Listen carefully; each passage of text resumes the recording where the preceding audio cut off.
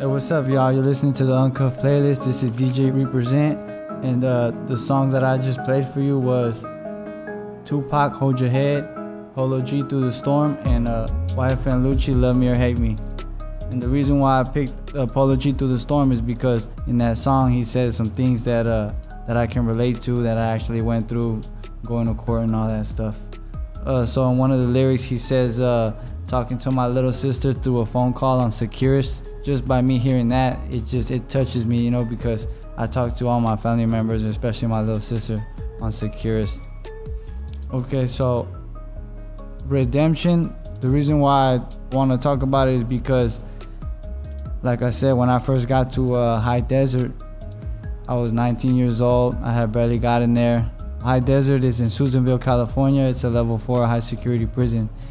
First got to High Desert, I wasn't ready to change. I was still on my criminal mentalities. So when I got there, I quickly realized that it wasn't what I thought it was gonna be, and prison is not something that I was used to, so I had to get used to it. But what I remember mostly about it was the fact that the people there were a lot of lifers, a lot of LWOPs. So here I am, a 19-year-old. I had just went to trial and they gave me some time, so I'm over here trying to listen to people. I'm hearing people talk, you know, I'm getting information from people. I'm trying to get some good advice.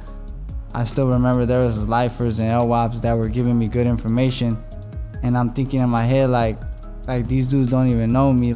To this day, that still resonates with me, that somebody that doesn't know you, never met you before, can want the best for you, you know, and give you the best of advice for you to learn from their mistakes. So I took that to heart, and I still remember some of the faces that I seen, and you know, the faces of loss, living with grief, and just people that give up on themselves, or people that don't got families, so you know, they lose hope.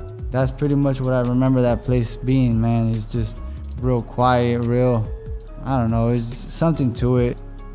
Speaking of High Desert, I had this one cellie.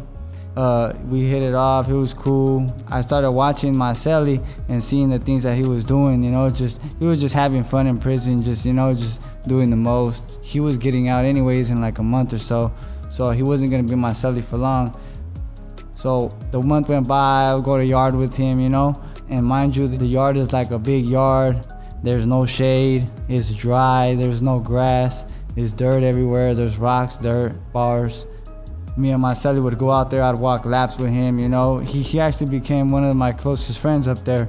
I think when you're forced to live in those quarters of proximity with somebody, no matter who that person is or what that person does, I think for me, I didn't hesitate to find the good qualities in him, you know, even though he was locked up or whatever. I always seem to find the good qualities in people, and I give them the benefit of the doubt until they show me otherwise. So a month later, he went home, and then, you know, I would still hear him in the back of my head give me his advice, because he had been down for like a couple years right there.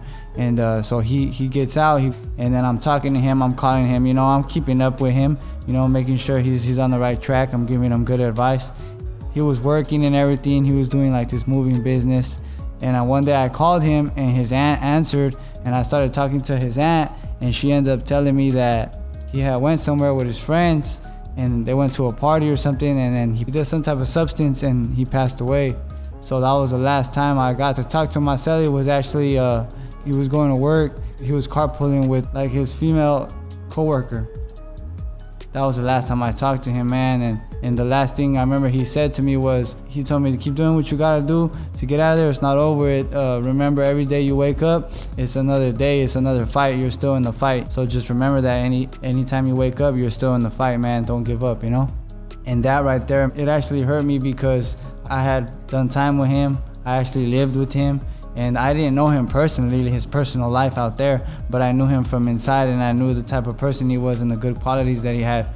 And so when he got out, for him to just to pass away like that was something that I still think of to this day. Like, you could be in a moment where you think you got something good coming, and then next thing you know, like, you end up finding out that wasn't what was planned for you. So I sit back and I think about my celly sometimes, and maybe, I don't know, maybe he is looking over me, but I know that moment and those times that I spent with him, they were touching, and I still use them to this day, you know, because that could be me, you know. I could get out of prison, something could happen, so you never know. I got a little bit more to elaborate on that subject, but let's getting back to the music.